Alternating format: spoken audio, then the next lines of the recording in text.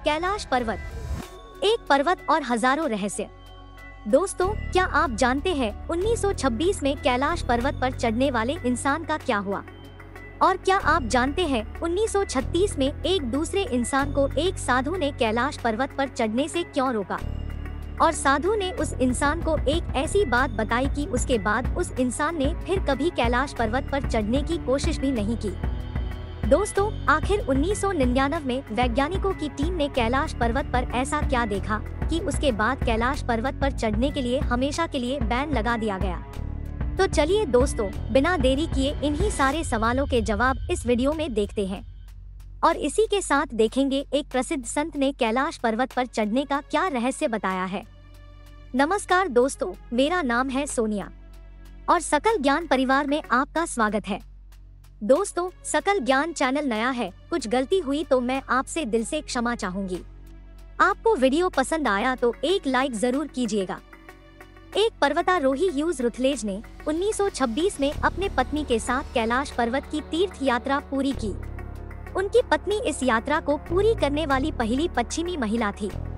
फिर बाद में ह्यूज रुथलेज ने अकेले कैलाश पर्वत पर चढ़ने का फैसला किया। उनके साथ उनके और एक सहकारी आरसी विल्सन भी थे। दोनों ने कैलाश पर्वत का बारीकी से रिसर्च किया और जैसे ही उन्होंने इस पर्वत चढ़ना शुरू किया, अचानक इतनी भयानक बर्फबारी शुरू हो गई कि इसके बाद उनके चढ़ाई का प्लान पूरा बिखरता गया। जबकि चढ़ाई करने से पहले उन्होंने क्लाइमेट का पूरा रिसर्च किया और तब दिन पूरा साफ और क्लाइमेट एकदम सॉफ्ट था। लेकिन जैसे ही उनके साथियों ने और उन्होंने चढ़ाई शुरू की, अचानक भारी बर्फबारी शुरू हो गई और उनके नीचे आते ही बर्फबारी रुक गई। बार बार कोशिश करने पर भी वो कैलाश पर्वत पर चढ़ने की कोशिश असफल रही।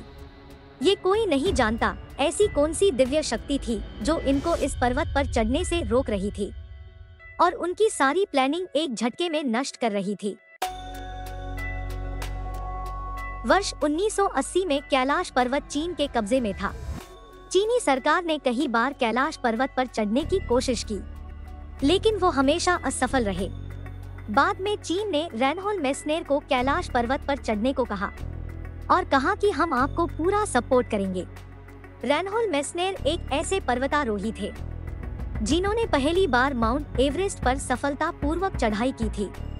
दोस्तों, आपको जानकर हैरानी होगी, रेनहोल्ड मेस्नेर ने कैलाश पर्वत पर चढ़ने से साफ मना कर दिया था। मेस्नेर ने कहा, अगर हम इस पर्वत पर विजय प्राप्त करते हैं तो ये लोगों की आस्था के साथ विश्वासघात होगा। मेरा सुझाव है कि आप इस कठिन पर्वत पर चढ़ाई ना करें। दूसरी वैज्ञानिकों की एक टीम 2 महीने तक कैलाश पर्वत के नीचे रही और इसके आकार पर रिसर्च किया। उन्होंने कहा कि इस पर्वत की त्रिकोणीय आकार की पर्वत चोटी प्राकृतिक नहीं है, बल्कि एक पिरामिड है जो हमेशा बर्फ से ढका रहता है। एक रूसी पर्वतारोही ने अपनी टीम के साथ कैलाश पर्वत पर चढ़ने की कोशिश की। उसने अपना अनुभव बताते हुए कहा कि कुछ दूर चढ़ने के बाद मुझे और मेरे टीम के सभी लोगों को तेज सिर दर्द होने लगा। फिर हमारे पैरों ने जवाब दे दिया। मेरे पैरों की मांसपेशियां खींचने लगी और जीभ भी जम गई, मुंह से आवाज आना बंद हो गई। उन्होंने कहा, चढ़ाई करते समय मुझे ऐसा लगा कि मैं इस पहाड़ पर चढ़ने लायक नहीं हूँ। मैं तुरंत मुड़ा और वापस उतरने लगा, तब मुझे राहत मिली। चीनी सरकार ने और कुछ पर्वतारोहियों को कैलाश पर चढ़ने को कहा, लेकिन इस बार पूरी दुनिया ने चीन की इस हरकतों का इतना विरोध किया कि मजबूरन चीनी सरकार ने खुद ही इस पर्वत पर चढ़ने से रोक लगा दी। कहा जाता है कि जो कोई भी इस पर्वत पर चढ़ने की कोशिश करता है वो आगे शिखर तक नहीं चढ़ पाता और उसका दिल अपने आप ही बदल जाता है। यहाँ की हवा कुछ अलग ही है। यहाँ आपके बाल और नाखून एक दिन में इतनी तेजी से बढ़ जाते हैं कि जो 2 महीने में इतने नहीं बढ़ने चाहिए। दिल मूर्छाने लगता है, चेहरे पर बुढ़ापा साफ नजर आता है। कैलाश के इस गुणों को अंग्रेजी और हिंदी के कई लेखकों ने अपनी किताबों में विस्तार से वर्णन किया है। हालांकि इस रहस्यों को आज तक कोई सुलझा नहीं पाया है। हर्बर्ट रिची एक ऑस्ट्रेलियाई लेखक जो एक जियोलॉजिस्ट, जर्नलिस्ट और एक प्रसिद्ध पर्वतारोही थे। उन्होंने 1930 में इस पर्वत पर चढ़ने की कोशिश भी की थी, लेकिन उस टाइम एक संत ने उन्हें एक बात बताई। उसे सुनकर उन्होंने इस पर्वत पर चढ़ने का इरादा बदल दिया। चढ़ाई करने से पहले उन्होंने उस साधु से पूछा था क्या कैलाश पर्वत पर कभी सफलता पूर्वक चढ़ाई की जा सकती है? उस संत ने कहा, हाँ, ये बिल्कुल संभव है, मगर जो व्यक्ति पूर्ण रूप से पवित्र हो वही इस पर्वत पर चढ़ सकता है। और जिसका हृदय शुद्ध है, ऐसे व्यक्ति को स्वयं पर्वत पर चढ़ने की आवश्यकता नहीं है। जैसे ही वो पहाड़ के सामने आएगा, वो पक्षी की तरह इस पहाड़ की चोटी तक उड़ सकता है। ये सुनकर पर्वतारोही के होश उड़ गए।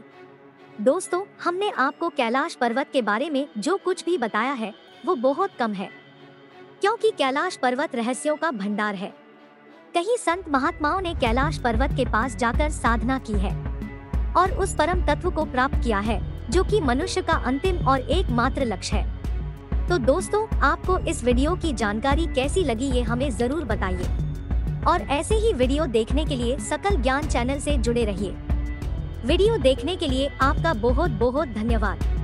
हर हर महादेव।